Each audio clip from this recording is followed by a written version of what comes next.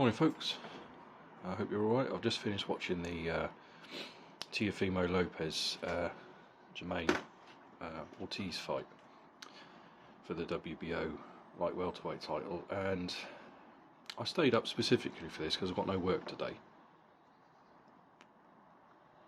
And it was about sort of 5 o'clock in the morning, our time in the UK, and I wish I hadn't bothered. That was so boring. I actually drifted off a couple of times in the fight. Lopez won, unanimous decision, 2 scores of 115, 113, and 1 score of 117, 111, which I thought was absolutely outrageous. That was an outrageous scorecard in my opinion. I didn't actually bother scoring it because I just drifted off, to be honest. Ortiz was very, very negative throughout the whole fight. He ran, I don't like to use that term, but he did run a lot, he moved a lot. There were patches in the fight where neither man was throwing punches and the crowd were booing.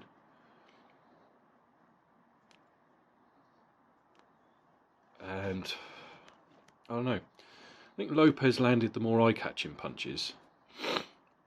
Again, Lopez was guilty of not throwing enough punches and not being active enough. And he was stalking and following while Ortiz was running, moving away and fighting quite negatively, in my opinion. You may disagree. I've seen a couple of different opinions online this morning, looking at Instagram and on YouTube and things, and a lot of different people saw it different ways. A lot of people are screaming robbery, thinking Ortiz deserved the victory. I personally don't. I'm not saying that Ortiz was a clear winner. He wasn't. A draw wouldn't have gone amiss with me. There were certain rounds I wouldn't have given to either man, because neither man was doing anything. They weren't throwing anything. They were just following. He was just following Ortiz around. Was Lopez. A lot of missed punches. The first round, I thought Lopez kind of stamped his authority on it. He was landing straight rights to the body. He was pushing. He was forcing the action. And then probably 2 and 3, I think, maybe just swung Ortiz's way. He was, countering quite nicely. There was a lot of. He was doing a lot of spinning out of when they got close, and sort of holding Lopez from behind and sort of punching him around the side, which I don't really like. It's a good tactic, don't get me wrong. I'm not mad at it, but I just don't particularly like that style. He was landing some decent jabs, was Ortiz. He was countering quite nicely at times, and you could see Lopez getting frustrated. He was getting very, very frustrated in there, and sometimes that can indicate to the judge or the crowd or the person watching at home that he's losing, perhaps, because you're seeing he's getting annoyed, he's getting frustrated. He was raising his arms, pointing, and come on and fight me, backing into the corner at one point, and come on, have a go. So I can understand his frustration, because Ortiz was kind of reluctant to engage at times. I mean, clearly Ortiz thought that those tactics were working, because he was very disappointed at the end. He thought he deserved to win. So him and his team were very upset, as you can imagine. The crowd booed throughout most of it, and I agree. I don't think Lopez was throwing enough and pushing enough at times, but neither was Ortiz. Ortiz is the challenger, let's not forget. He has to, I'm very much a believer, he has to stamp his authority on the fight, and he didn't, in my opinion. That's just what I saw. But there were so many rounds that you couldn't give to either guy.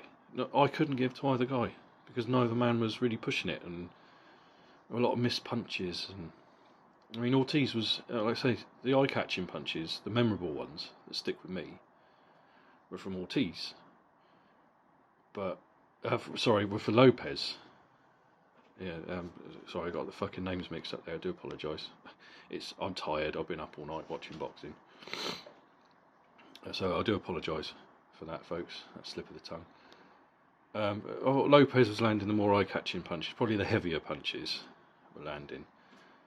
But then Ortiz, when he did let his hands go and did engage, he was countering him quite nicely on the inside with the right hook, straight lefts occasionally.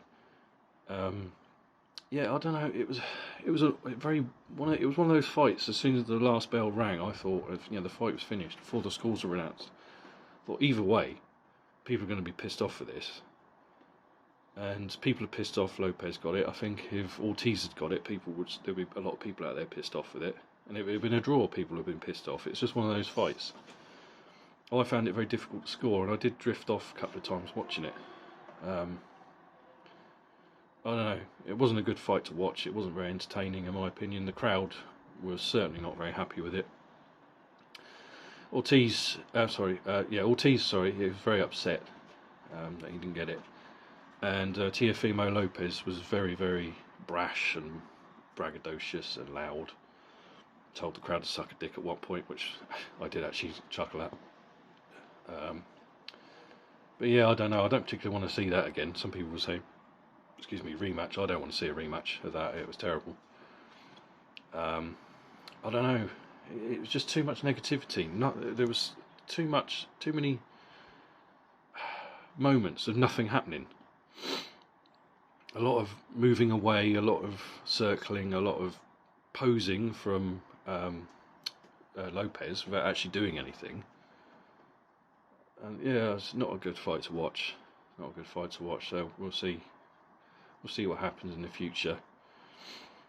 I wasn't impressed with either man, but there you go. That's boxing for you. Very, very. They can't all be classics. They can't all be Hagler Hearns,